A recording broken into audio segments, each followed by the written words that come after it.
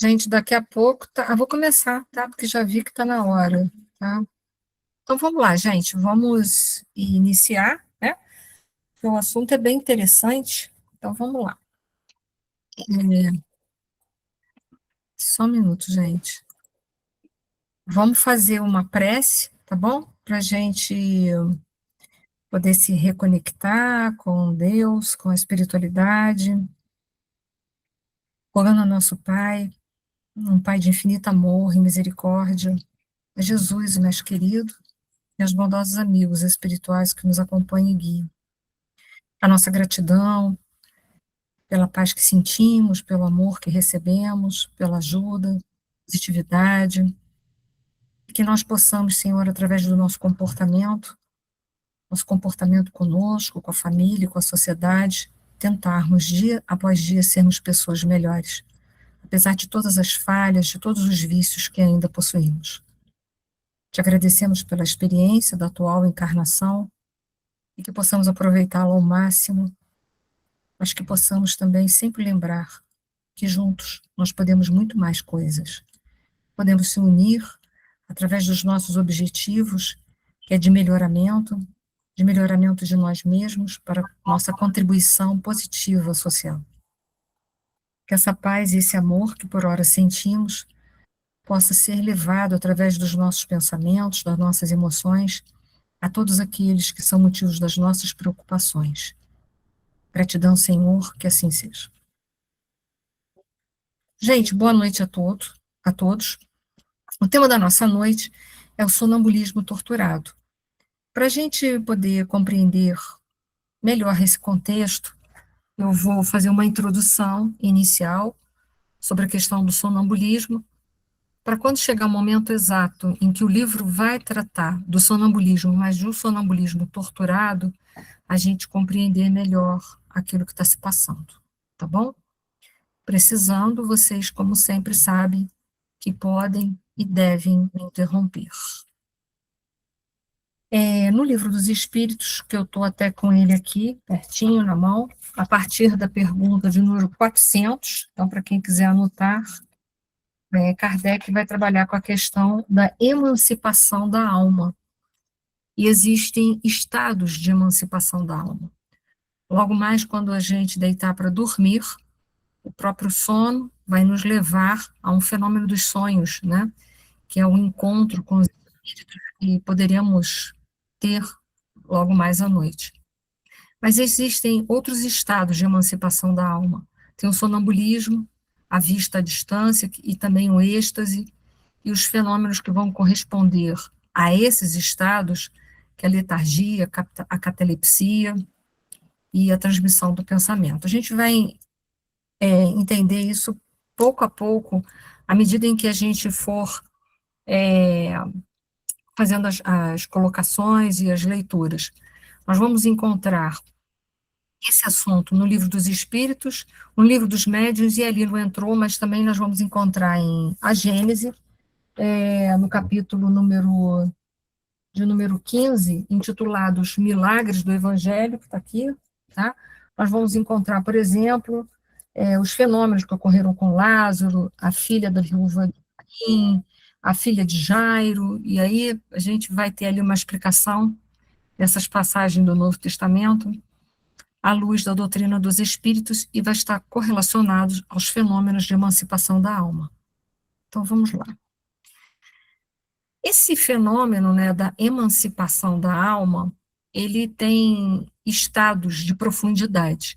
O sono que nós vamos atingir logo mais, é claro que pode ser até um estado muito profundo, né, de desprendimento, mas, assim, de uma forma mais didática para a gente compreender, há uma ligação, um ligamento, né, um afrouxamento dos laços do perispírito bem parcial. É claro que se fosse total, já não era mais sono, e sim morte, né, só para a gente tecer essa colocação. Mas eles têm níveis de profundidade. A dupla vista é um estado um pouquinho maior desse desprendimento do perispírito do corpo físico, os laços se afrouxam um pouco mais, e nos permitem ver a distância, mas essa distância pode ser um fenômeno que esteja ocorrendo na própria Terra, mas num lugar distante de onde nos encontramos. Essa distância pode variar, por exemplo, eu estou num cômodo da minha casa, eu posso ver o que está acontecendo, por exemplo, pelo lado de fora, um exemplo, né? Até distâncias muito maiores, coisas que estão ocorrendo até em outros lugares, em outros países, ou até mesmo no mundo dos espíritos. Então, um crescente, né? O sonambulismo, que é um desprendimento ainda maior, e, finalmente, o êxtase, que é o estado de maior desprendimento que o espírito pode ter do seu próprio corpo físico. Tanto que Kardec, principalmente no Livro dos Espíritos, quando vocês forem ler aqui, né, no Livro dos Espíritos, que vai falar sobre o êxtase, tem uma parte que vai falar só sobre os êxtase, eles dizem que a pessoa, né, que está vivenciando o êxtase, ela pode ficar tão deslumbrada, né, porque ela vai em esferas bem elevadas, e que se não tiver o mínimo de preparo, ela pode querer ficar lá e depois não querer voltar, até a gente, né? Imagina, a gente vê as benesses de uma esfera superior ter que voltar para isso aqui, porque aqui não é mole, não, então, a gente não quer sair daqui, mas eu vou falar, viver aqui não é moleza, né? Então, o grau de desprendimento, de transe no êxtase, ele é muito maior. Ele deve ser, não é todo médium, né, que tem esse tipo de mediunidade. Dizem que João, discípulo de Jesus, né, quando ele escreveu o evangelho dele, ele estava nesse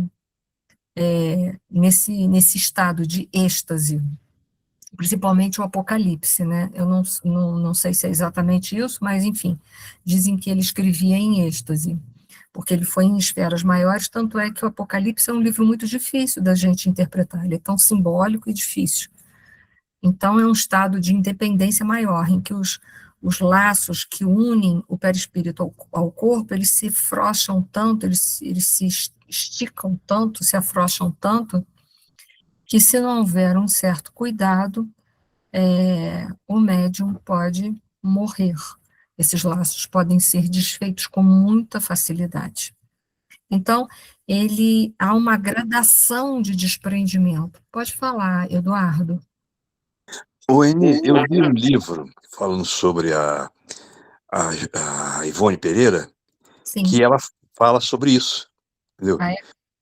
Que ela teve um desprendimento desse tipo, né? Que ela não queria voltar. Eu acredito que não. Ela já se desprendia, né? Ela ia até o mundo Exato. espiritual. Ela tinha via facilidade incrível, né? Os livros dela não eram psicografados. É. Ela ia no plano espiritual, ela via como se fosse num telão toda a vida, né? Que a maior parte dos livros retratam as próprias existências dela, né? Uhum. Ela volta e retrata toda aquela ambiência, tudo aquilo que ela viveu, às vezes, em 10, 15 minutos, dá um livro. Você imagina que loucura que é essa? Exato. Né? Mas é isso, é um grau já de desprendimento muito significativo, e o êxtase é esse risco que corre o médium. Exato. E num ambiente tão bom. Eu falo, é só a gente, né, Eduardo, se colocar. Imagina se a gente logo mais se desprendesse tanto e pudesse numa esfera superior, tão maravilhosa, né? Não, Regina, o Nirvana não. Daqui a pouco eu entro no teu caso aí. E você pudesse ver uma esfera mais evoluída. Imagina, a gente não ia ter muita vontade de voltar para cá. Eu não me lembro qual foi o livro que eu li. Sobre que eu não sei se foi algum tipo de biografia dela, não me recordo agora, mas eu sei que eu li isso, que ela fala que ela se desprendeu de uma tal forma, foi levada a vários lugares, que ela, a vontade dela não voltaria. Acredito que sim, acredito que sim. Eu vou só responder aqui ao chat. Você terminou? Desculpa, Eduardo, se eu te cortei, peço desculpa. Terminei sim, terminei. Obrigado. Se você depois descobrir, por gentileza, passa para a gente direitinho. Sim, pode deixar, eu vou procurar aqui. Aí tu dá as fontes depois para a gente, passa para mim que eu boto para o grupo, tá? Porque eu tinha vários livros dela, que eu amo a Ivone, né? Eu tinha vários livros dela, que eu emprestei, muitos não voltaram. Mas eu vou ver se tem alguma aqui, os que eu tenho daqui, fala sobre isso. Depois tu me passa, por favor, tá bom? Ok. A Regina está perguntando no chat se esse êxtase seria o que os budistas, né, chamam de nirvana. Não. O nirvana, ele guarda uma correlação maior com o reino dos céus ou reino de Deus colocado pelo nosso Senhor Jesus Cristo. Não é não. O nirvana não é não. O nirvana, para a gente compreender, é um estado em que o eu menor, ele toma o lugar dele, ele cede o lugar dele né, porque ele quer imperar durante toda a nossa vida. O eu menor é a consciência egóica, geradora do orgulho e egoísmo, e quando a gente consegue superar isso, a gente passa a viver no self, na consciência maior. E é aí que a gente vai se desprendendo cada vez mais da matéria. E aí é esse momento que nós vamos entender melhor o que significa com profundidade o reino dos céus. E o nirvana guarda esta relação com o reino dos céus. É quando o eu menor dentro da gente, entre aspas, ele não morre, né? Ele apenas é integrado, ele é colocado numa função de subordinado e não de dominador, né?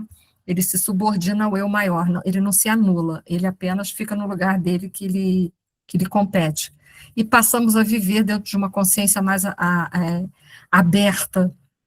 Então, o nirvana mais se correlaciona com o reino dos céus retratado por nosso Senhor Jesus Cristo, ok?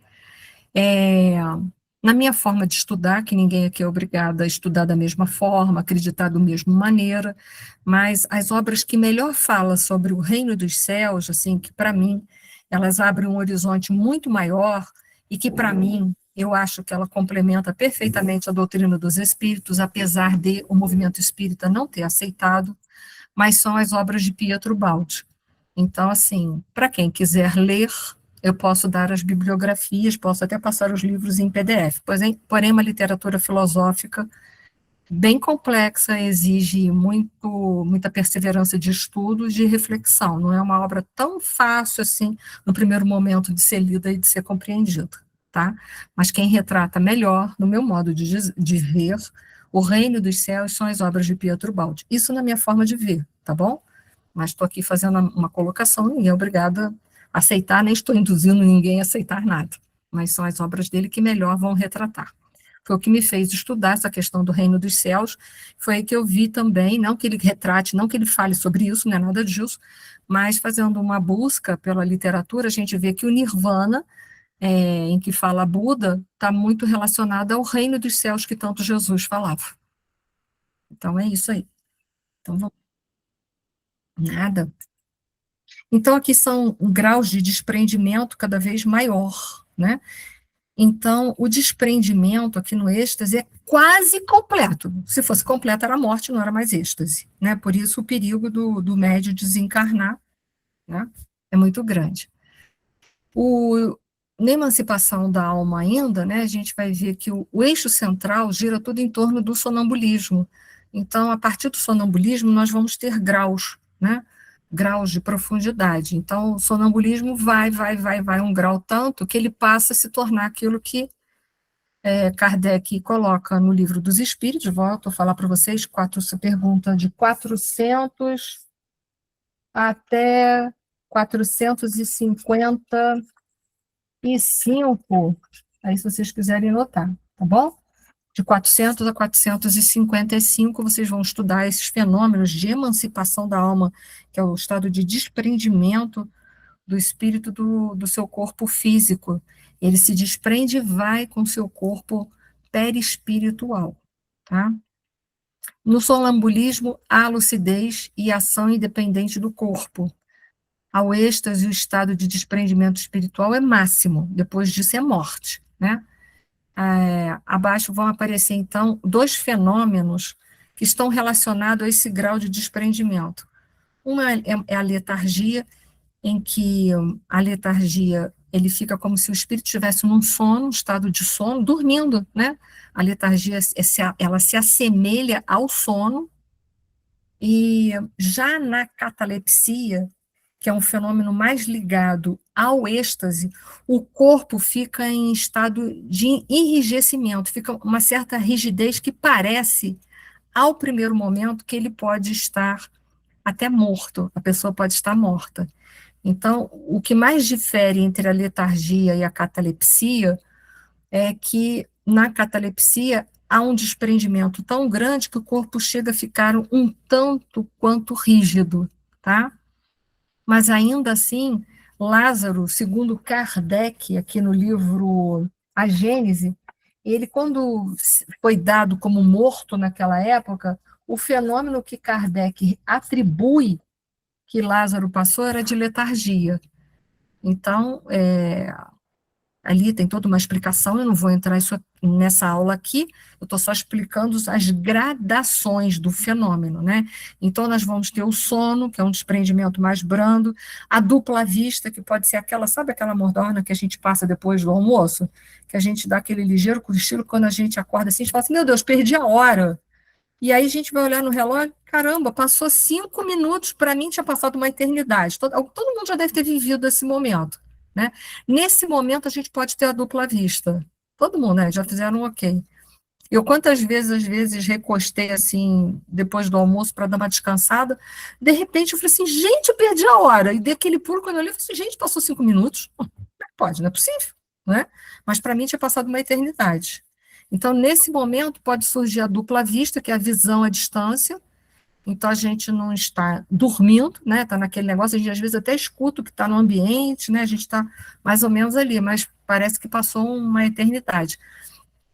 E depois vem o sonambulismo em si, que é um estado de desprendimento, né? Muito mais profundo.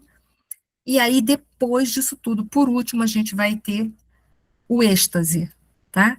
Lembrando que no sonambulismo a gente vai ter a letargia, que é como se a gente estivesse dormindo, e no êxtase, então, o corpo pode até apresentar um certo fenômeno, como um todo, de enrijecimento. Porque imagina, fica ligado por uma coisa tênue, né? E aí há uma suspensão do fenômeno de vitalidade, Kardec explica isso entre as 400 e 455, né, o fluido vital meio que se afasta, porque a gente não pode esquecer que aonde que está impregnado o de fluido vital? É no nosso duplo etérico. Naquela hora, quando a gente desprende, a gente também desprende o duplo etérico. A gente vai ter uma aula nesse livro só sobre isso aí, um capítulo que vai retratar sobre isso. Então, meio que o corpo fica o quê? Sem uma quantidade maior de fluido vital, fica só o suficiente para manter basal, para não morrer. Olha que coisa horrível, né? Deve dar, assim, um certo medo, né? Se não tiver um certo preparo, deve dar um pouco de susto, né? Mais para frente a gente vai falar de novo, provavelmente, desses fenômenos, porque vai falar, neste livro que nós estamos estudando, nos domínios da mediunidade, vai falar sobre o duplo etérico. Aí a gente vai poder, de novo, abordar esse assunto, mas cada vez de uma forma um pouco mais ampla, tá? Eu espero que até aqui, mais ou menos, tenha ficado para vocês. Se não ficou, levante o dedo, se posicione para que eu... Ficou. Então tá, qualquer coisa vocês falem, tá bom? Obrigada. Então, isso aqui, essa figura, novamente, né, a letargia e a catalepsia são consequências extremas do desprendimento profundo que a gente vai fazendo, que ocorre nos estados de sonambulismo e êxtase, quando o espírito se afasta quase que totalmente do corpo físico, isso no êxtase, né, mantendo lucidez e consciência espiritual, tá? Então, a gente mantém a consciência espiritual, mas o corpo fica em estado basal no êxtase, principalmente. E alguns fenômenos de sonambulismo, às vezes, também pode acontecer. É porque isso é uma linha tênue, né, entre um e outro. É bem difícil de traçar uma linha exata sobre aquilo ali, tá bom? Então, ali a gente colocou, mais ou menos, né, na figura que deu para fazer na IA, para a gente mais ou menos entender. Então, vamos lá. Agora, nós vamos voltar, depois de dizer que o sonambulismo é um estado de desprendimento da alma, um pouco maior até do que no sono, e que nos permite um grau de lucidez maior, que se for algo natural e equilibrado, pode servir muito bem numa mesa mediúnica até, como um fenômeno de incorporação positivo para ajudar um espírito. Agora, se tiver um caso de desequilíbrio, aí o médium fica presa de quê? De obsessão, que é o escolho da mediunidade que Allan Kardec trabalhou tão bem no livro dos médiuns, falando que a obsessão era um escolho da mediunidade muito grande. É um escolho de todos nós, é um problema para todos nós, né? e aí a gente vai voltar para aquela reunião mediúnica que está acontecendo, para a gente entender agora o sonambulismo torturado é de quem? A gente vai entender.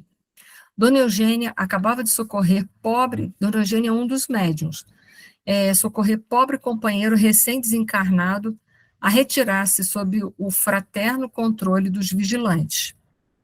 E a Dona Eugênia estava lá trabalhando, no sonambulismo dela, tudo muito bem. Fomos recebidos por Clementino, lembra? Clementino é o mentor espiritual dessa reunião, é o mentor espiritual dessa reunião que está acontecendo. Generoso, que nos aproximou de jovem senhora, é uma outra pessoa que a gente não sabe o nome, que está comparecendo a esta casa, a essa reunião, concentrada em oração, seguida por um distinto cavalheiro. Um distinto cavalheiro a gente vai saber que é o esposo dela, mais para frente. Então, havia uma jovem senhora acompanhada do seu marido que estava nessa reunião, na pequena fila dos enfermos que naquela noite recebiam assistência. Então, em algum momento, essa jovem senhora, acompanhada do seu esposo, seria atendida para o processo de desobsessão, que, volto a dizer, no passado era feito em público. Hoje a gente não faz mais isso, tá? Porque é algo muito ruim a gente saber o que o obsessor quer falar para a gente ali cara a cara. Então, hoje não se faz mais dessa forma, mas antigamente fazia. Então, essa senhora está encarnada, está com o esposo dela e vai receber assistência daquela mesa mediúnica que está ali. Então, vamos ver o que vai acontecer em dado momento ali.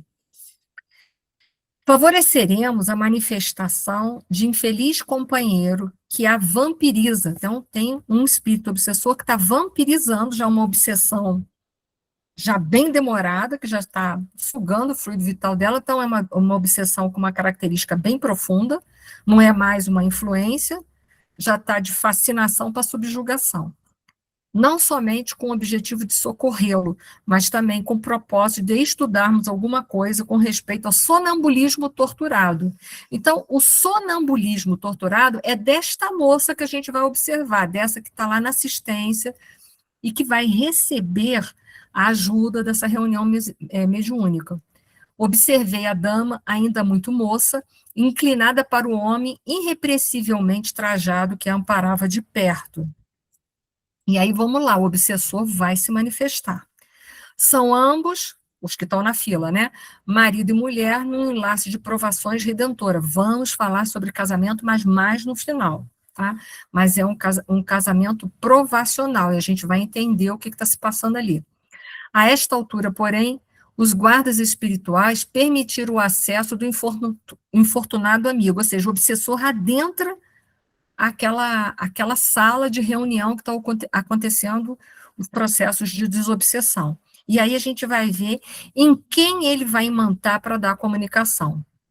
Achamos-nos positivamente frente a frente com um louco desencarnado, perispírito denso, trazia todos os estigmas da alienação mental, indiscutível, olhar turvo, fisionomia congesta, indisfarçável inquietação. Então, o perispírito denso, a gente sabe que uma das propriedades do perispírito é a luminosidade. Quando não há luminosidade, não existe evolução moral, correto? Isso está nas obras do André Luiz, do Zalmino Zimmermann, que é aquele tijolão, aquele livro intitulado Perispírito, que eu tenho ele aqui em algum lugar. Mas aí a gente sabe que a luminosidade do perispírito está diretamente proporcional ao nível de evolução espiritual do espírito. Pouca evolução espiritual, o perispírito é opaco. Então, nós já sabemos que esse que está adentrando ali, pela própria feição dele, a feição de um homem alienado mentalmente com um perispírito denso, que é um espírito realmente obsessor.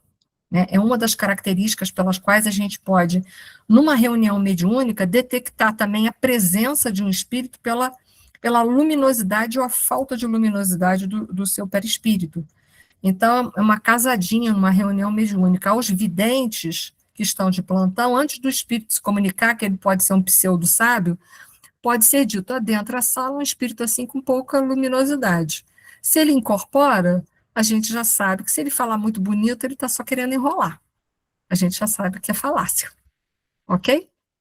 É só para ir tentando ambientar vocês um pouquinho, para quem nunca participou de uma reunião mediúnica, que para quem está mais apartado, o entendimento se faz mais difícil do que a gente que já participou, isso tudo veio junto e misturado, né?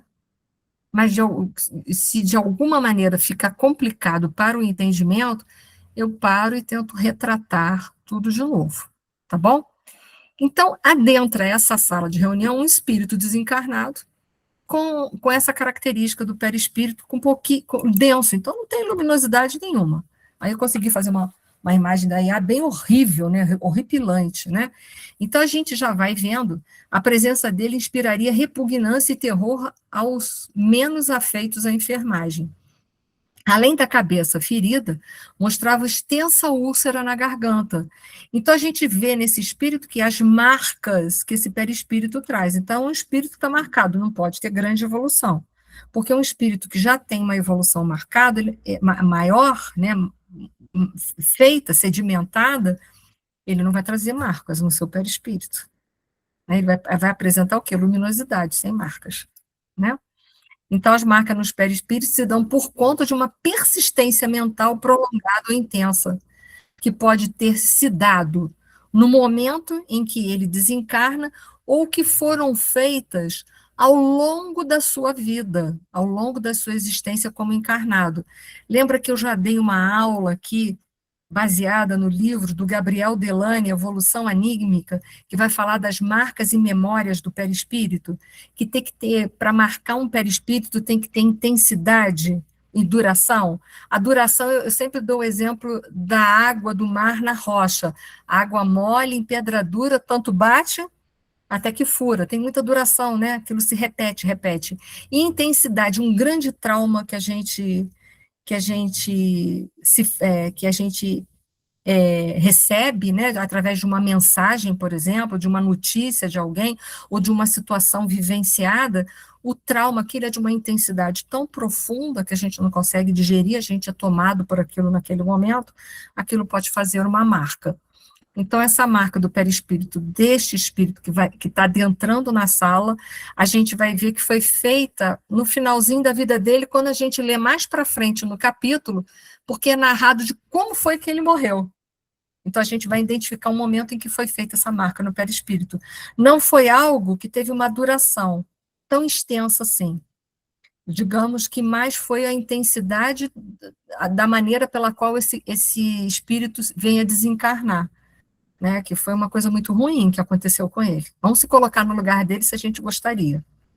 A gente não está aqui para julgar ninguém, mas se a gente se colocar na posição de cada personagem ali, a gente vai encontrar motivos de misericórdia em cada lado. Eu não sei se eu me faço entender.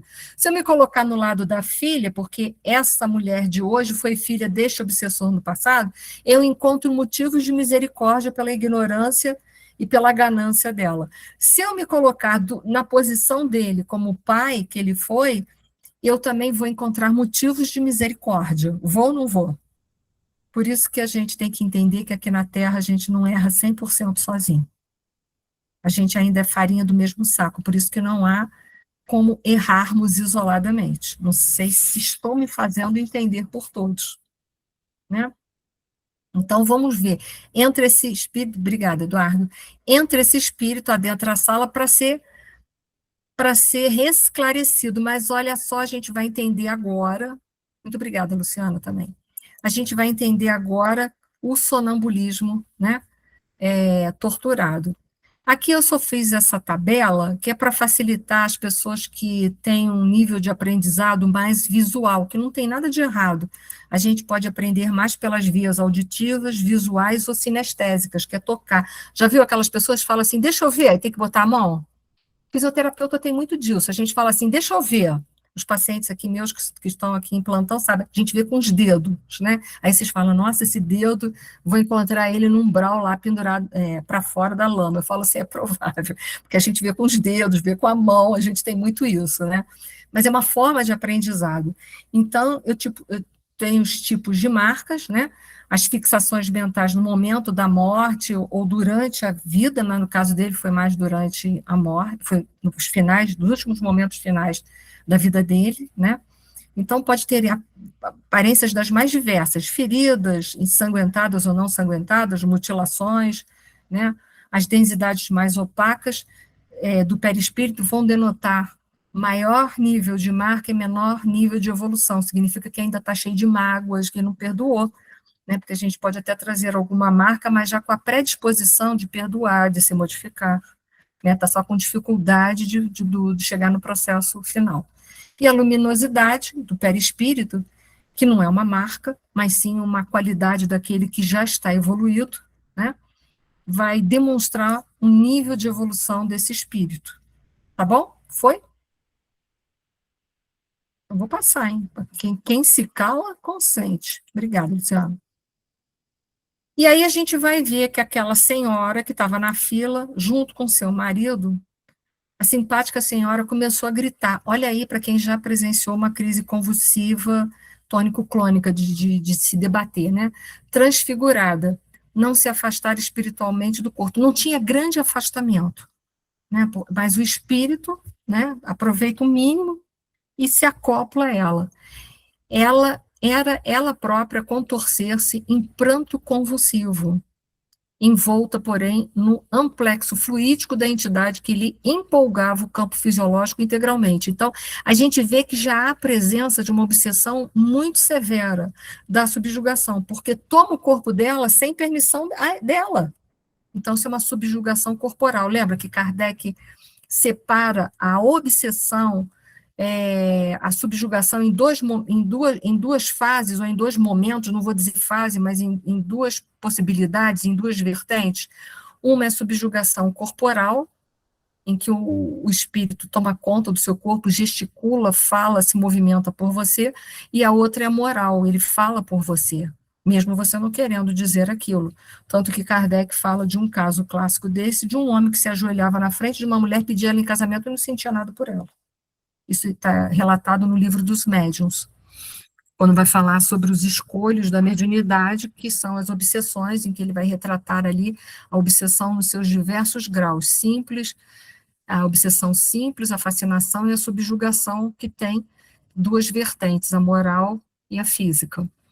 Então, ela, naquele momento ali, é como se ela fica se contorcendo, chorando, e mal consegue falar. E a gente vê que muito lembra, né, uma crise convulsiva, mas a gente já tratou sobre esse assunto na outra aula, já houve todo um esclarecimento sobre isso, que nem sempre é obsessão, nesse caso aqui era. Difícil, né, a gente traçar as coisas, né? E aí o desabafo do obsessor, através da própria obsidiada, por isso que chama de sonambulismo torturado, ela se afasta ligeiramente do corpo e cede lugar a ele. Lembra da psicofonia sonambúlica? É isso aí, só que ali é um sonambulismo torturado, o que poderia ser uma faculdade muito bem usada, como está num estado de patologia e desequilíbrio, ela se expressa, né, esse desequilíbrio decorrente da obsessão, ela vai se expressar como um sonambulismo torturado, como um sonambulismo patológico, e não um sonambulismo que poderia ser útil, né, através de uma mediunidade bem direcionada. Então, ele fala assim, filha desnaturada, criminosa, nada te salva, descerás comigo às trevas para que me partilhes a dor, não te perdoarei. São sentenças que a gente fala na hora da raiva, mas como não? A gente é filho da luz, filho do amor, como é que não vai perdoar? Não vai perdoar agora, mas um dia vai perdoar. A gente é filho da luz, filho do amor, olha como a gente luta contra o bem, porque o bem para a gente, perdoar é se libertar de estar ligado ao outro de uma forma negativa. É uma libertação para nós. Quando eu perdoo, eu não estou libertando o outro dos erros dele, eu estou me libertando de cometer erros, porque se eu não perdoo nele, eu perpetuo um ciclo de vingança e eu me privo de uma felicidade que eu poderia estar vivendo. Então, é falta de sabedoria não perdoar. A gente hoje consegue compreender isso melhor do que, sei lá, 20, 30 anos atrás, quando a gente entrou para a doutrina espírita e tem uma visão da vida espiritual e das reencarnações que a gente antes não tinha, então entende, tem motivos maiores para perdoar. Hoje a gente consegue entender que o perdão é uma liberdade para nós. Eu não estou libertando o outro dos compromissos dele com relação às leis divinas, porque quem sou eu para fazer essa libertação? Eu não posso. Se eu errei em relação às leis divinas, se eu me afastei delas, eu que vou ter que me aproximar. Se foram vocês, serão vocês. Eu não posso fazer isso por vocês, nem vocês por mim. Não é isso? Mas a gente tem a falsa ilusão de que se a gente perdoar, a gente liberta o outro para ele não responder perante as leis, mas isso é impossível, né? E aí continua, e do pranto convulsivo passava incompreensivelmente a gargalhadas de vingador. Então, era uma mescla de choro e gargalhadas. Esse espírito que está se comunicando, ele está feliz? Não, altamente infeliz. Ele oscila entre o estado de tristeza profunda que leva ao choro, a de gargalhada que é uma euforia. Por isso que a gente fala, né? O estado profundo de tristeza, que às vezes chamamos isso de depressão, e de euforia são dois estados patológicos. Agora não podíamos saber se estávamos à frente de uma vítima que se lastimava ou de um palhaço que escarnecia. Né? Tamanha era a ligação desse obsessor nesse corpo dessa mulher. Agora, por que ela se deixava dominar tanto? Por causa de culpa do cartório.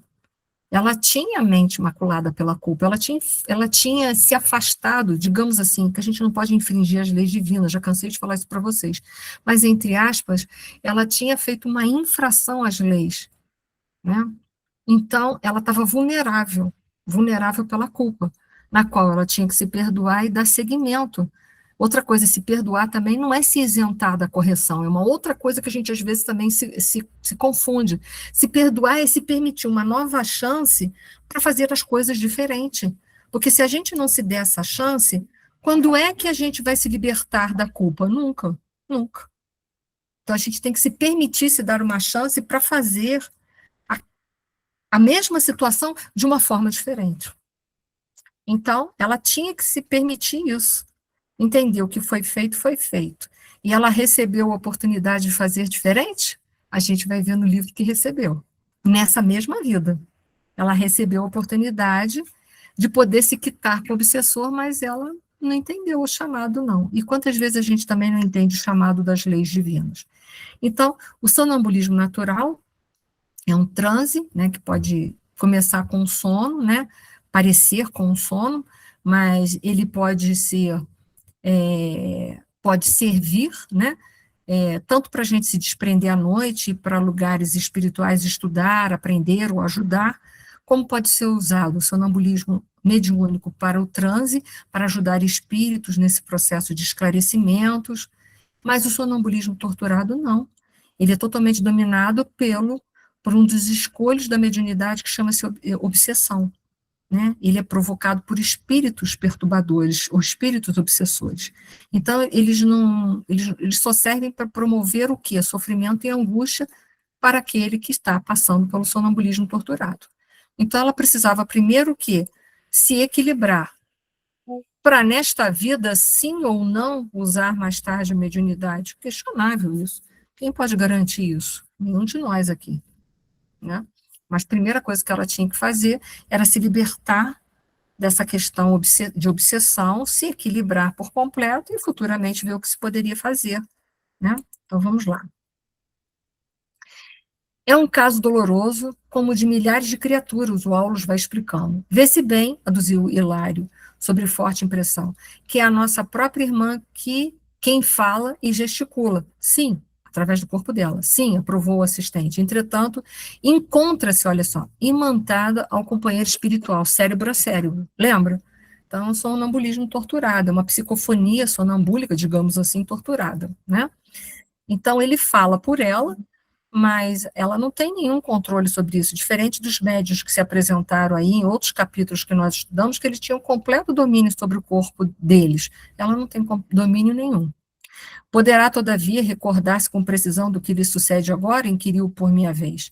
De modo algum. Por quê? Porque é um fenômeno perturbador, né? Tem as células do córtex, olha só, já lesadas, do córtex cerebral totalmente destrambelhadas pelo desventurado amigo em sofrimento. Nos transes em que se efetua a junção mais direta entre ela e o perseguidor, pensei que do dementado, cai em profunda hipnose, qual acontece a pessoa magnetizada nas demonstrações comuns de hipnotismo, e passa de imediato a retratar-lhes os desequilíbrios. Então, ela está lesionando tanto o cérebro dela que está impedindo ela de lembrar o que acontece depois, que vai fazendo lesões. E mais tarde ela poderia, se ela hoje ela poderia ser classificada como uma epilepsia idiopática, mais tarde ela vai ter a secundária. Nós já falamos isso em outra aula, mas aqui esse processo vai se repetindo, tá? Peço vocês, quem não viu as outras aulas, vejam que agora vai ser um eterno contínuo. Eu falei para vocês que daqui para frente nós vamos falar melhor do sonambulismo quando nós falarmos do duplo etérico também, nós vamos poder acrescentar mais coisas. Mas aí é um aprofundamento de um assunto. Então, se não ficou entendido nas suas bases, mais para frente, mais confunde do que explica, tá bom? Então, estudem, por favor. E designando a garganta, né, a garganta do obsessor, né, da médium, repentinamente avermelhada e entumecida, continuou.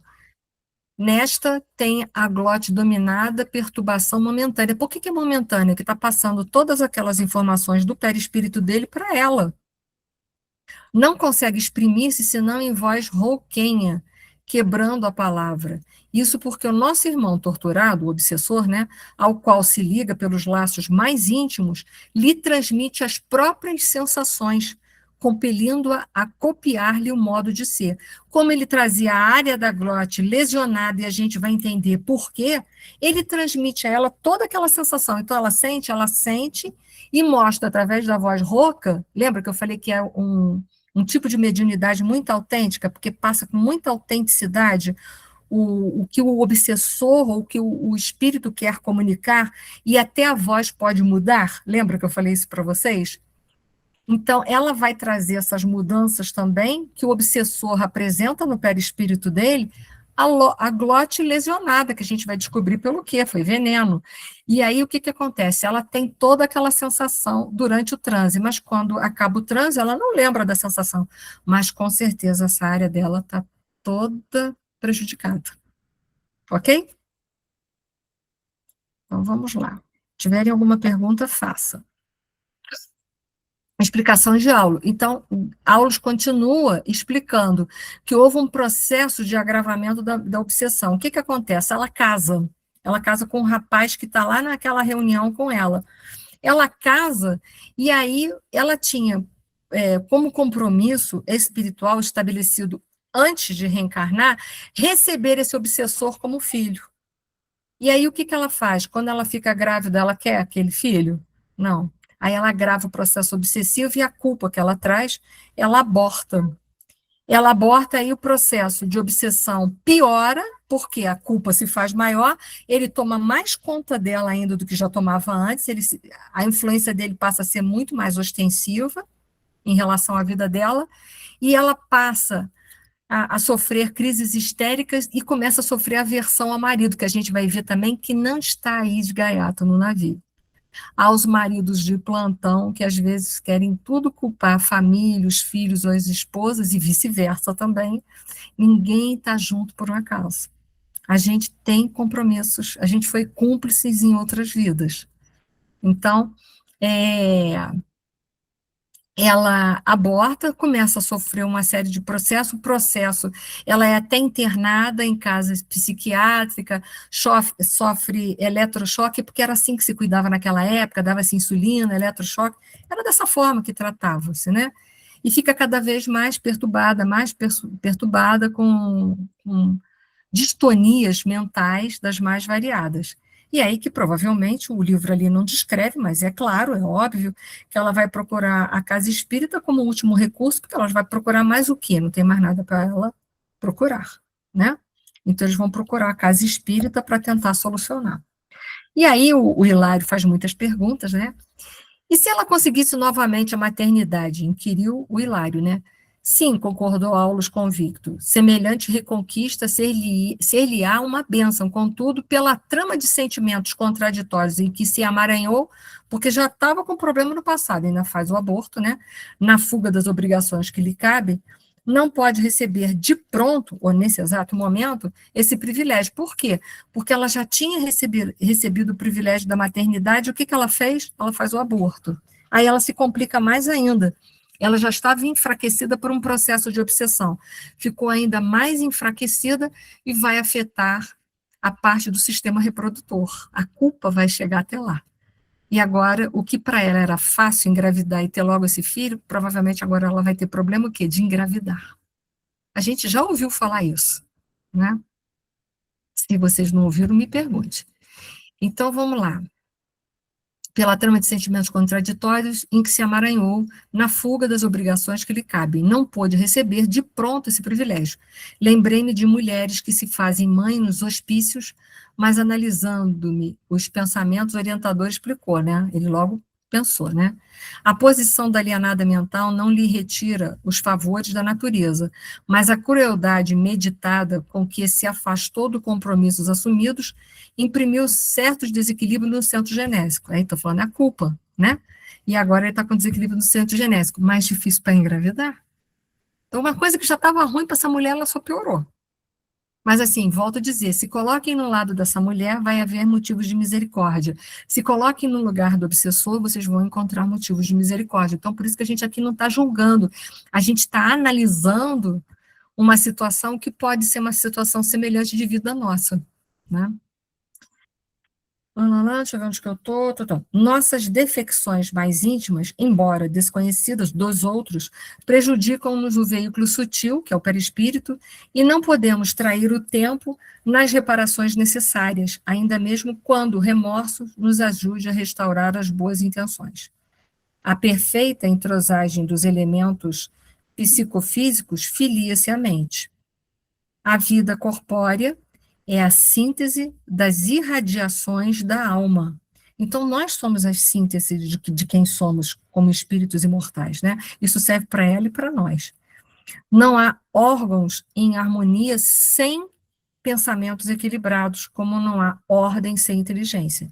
Então, os pensamentos delas não estão harmonizados, ela se complica, agora afeta o chakra genésico, complicando cada vez mais a situação dela de reparar com esse obsessor. Então, vamos ver, né? Mas a misericórdia divina sempre dá um jeitinho.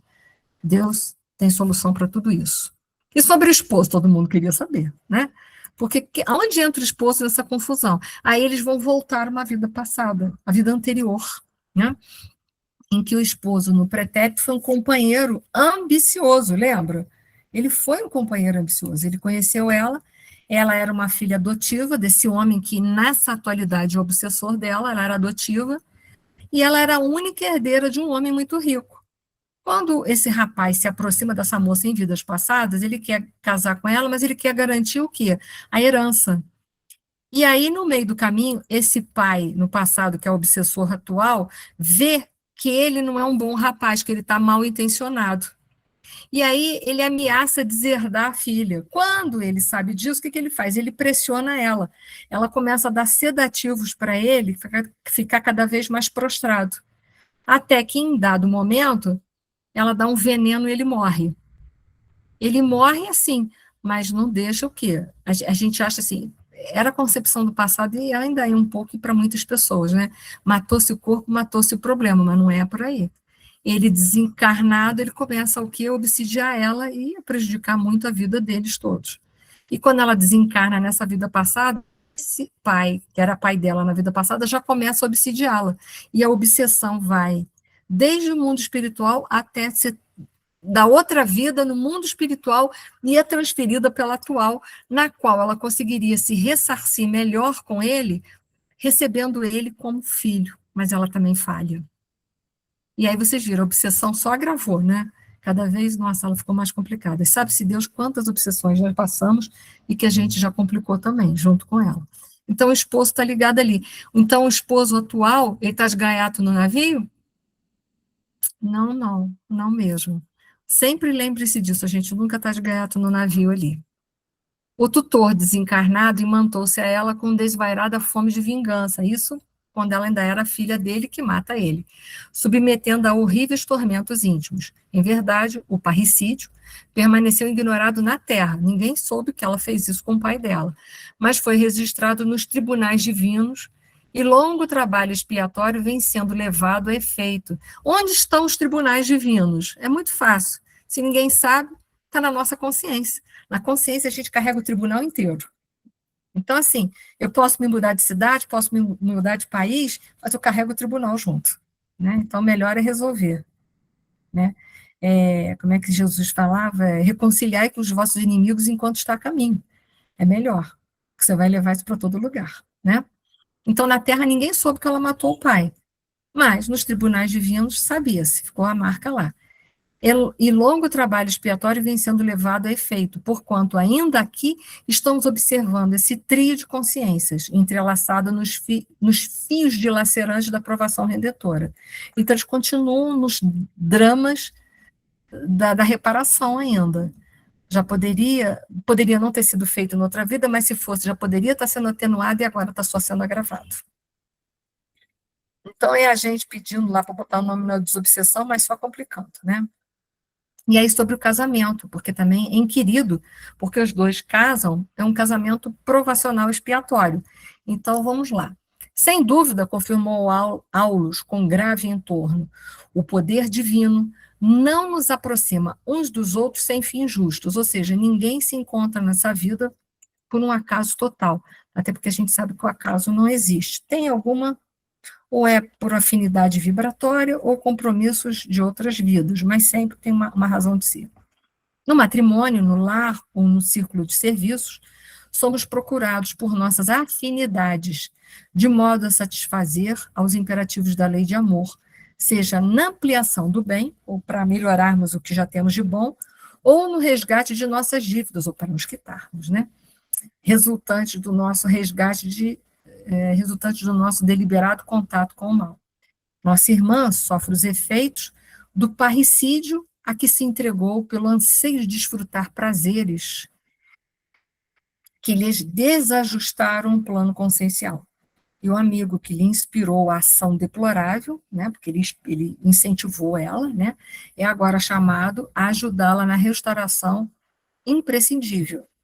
Então, ele é chamado para ajudar a ela se restabelecer no equilíbrio e também ao antigo sogro a dar a paz que eles tiraram dele. Né? Então, é a vida cobrando. Né? Aí, aí nós vamos falar sobre os casamentos. Tem um livro, que é um livro que ajuda a estudar esse livro do André Luiz, que é um livro do Martins Peralva, quem quiser adquirir na Livraria Espírita, é só entrar em contato lá com a Márcia, que a Márcia tudo dá jeito nessa vida para a gente, que é chamado Estudando a Mediunidade. No capítulo 18, porque como ele trata desse livro, ele vai falar sobre os tipos de casamento segundo o conceito daquilo que ele estudou. Então, tem os casamentos acidentais, que são encontros de almas inferiorizadas, né? Almas que estão no mesmo nível evolutivo, mas que não precisavam casar, mas que, por atrações físicas e momentâneas, às vezes se casam. Os casamentos provacionais, reencontros de almas para reajustes necessários à evolução de ambos, que é nesse caso aqui, a gente está vendo que são os casamentos provacionais ou expiatórios, né, que é o caso dessa jovem com esse rapaz atualmente. Os sacrificiais, que o Martins Peralva retrata, que são reencontros de uma alma iluminada com uma alma inferiorizada, com o objetivo de ajudá-la a subir, né? Aquela que tem mais dá o que tem menos para ajudá-la no processo de evolução. Das almas afins, que seria o nosso sonho de consumo, né? Reencontro de corações amigos para consolidação de afetos. E tem as transcendentes. Esse, então, nossa, esse é o nosso sonho de consumo mesmo, né? Almas engrandecidas no bem, a que se buscam para realizações imortais. Então, ele coloca 5 tipos de casamento. Isso está no livro dele, Estudando a Mediunidade, Martins Peralva, capítulo 18, Espiritismo e Lar. Então, a gente vê que esse tipo de casamento entre essa mulher e esse homem é provacionais, tá? Estão ali para se reajustar. Isso aqui é a mesma coisa, mas nós vamos dar ênfase à explicação do Aulus agora. De certo, o nosso companheiro, na atualidade, não se sente feliz. Então, os casamentos provacionais, não há felicidade. O paraíso que a gente queria ter, as mulheres com seu príncipe encantado, os homens com as suas princesas, não tem nada. Todos os dois viram sapo em algum momento da vida. Então, são aqueles casamentos que todo mundo reclama, que são a maioria da Terra. Não adianta a gente se debater. Que bom que a gente está em andamento com isso daí, que a gente já está podendo dar conta de alguma coisa, que a gente nem se cobre de mais e nem de menos, mas na proporção das nossas forças, para a gente fazer o que dá. O sonho de consumo seria equacionar, nem sempre todos conseguem, como nem sempre a gente consegue equacionar tudo que a gente prometeu lá na espiritualidade, seja em que âmbito for, do casamento, da vida como filho, da vida como que for, né, no trabalho. A gente sabe que a gente não sai aqui, é muito difícil sair completista, né, na reencarnação. Mas a gente... O pior é que um vira sapo, o outro vira escorpião, né? Aí, mas tá tudo igual, sabe? Todos os dois passam veneno, porque aí é o sapo venenoso e o escorpião venenoso. O Eduardo, não adianta a gente se safar, não. A vida é assim. Então, de certo, o nosso companheiro na atualidade não se sente feliz. Recapitulando a antiga fome de sensações, abeirou-se da mulher que desposou, procurando instintivamente a sócia de aventuras passionais do pretérito, mas encontrou a irmã doente, que o obriga a meditar e a sofrer. Né? Então, fazer o quê? A gente se complica e a gente tem que agora o quê? Se descomplicar, porque quando a gente se complica, a gente tem que se descomplicar. Então, finalizando, ele diz, transferindo nossos interesses de estudo para este caso, comentou Hilário, ainda assim, poderemos classificar a enferma a conta de médium? Pergunta Hilário para o Aulus. Como não? É médium em aflitivo processo de reajustamento, foi o que a gente falou o tempo todo, né? Mas está se reajustando, ainda não pode exercer a faculdade mediúnica para auxiliar, para a caridade. É provável se demore ainda alguns anos na condição de doente necessitada de carinho e de amor, encarcerada nas teias fluídicas do adversário demente, purifica-se através das complicações do sonambulismo torturado. Desse modo, por enquanto, é um instrumento para a criação de paciência e boa vontade no grupo de trabalhadores que visitamos, mas sem qualquer perspectiva de produção imediata no campo de auxílio, de vez que se revela extremamente necessitada de concurso fraternal. Só botei o Lázaro aí, porque a gente estava falando de sonambulismo, de fenômeno de letargia, catalepsia, para a gente lembrar. Ela está, por enquanto, no fenômeno do sonambulismo torturado. Não sabemos quem é, mas com certeza já superou o sonambulismo torturado e hoje está trabalhando em alguma seara cristã aí, não importa onde, né? O importante é o trabalho, né? Então, gente, era essa a mensagem, um pouco dos conhecimentos que eu tenho para passar para vocês. Aconselho vocês a lerem o livro dos Espíritos, a Gênese e o livro dos Médiuns, para maior aprofundamento do fenômeno de emancipação da alma, porque depois a gente só vai ampliar esses fenômenos, tá bom?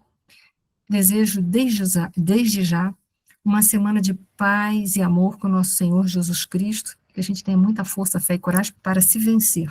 A gente não veio no mundo para vencer ninguém. A gente veio para se superar e que a gente consiga sair daqui um pouco melhor do que chegou, tá? Muita paz, muito amor, forte abraço para todo mundo.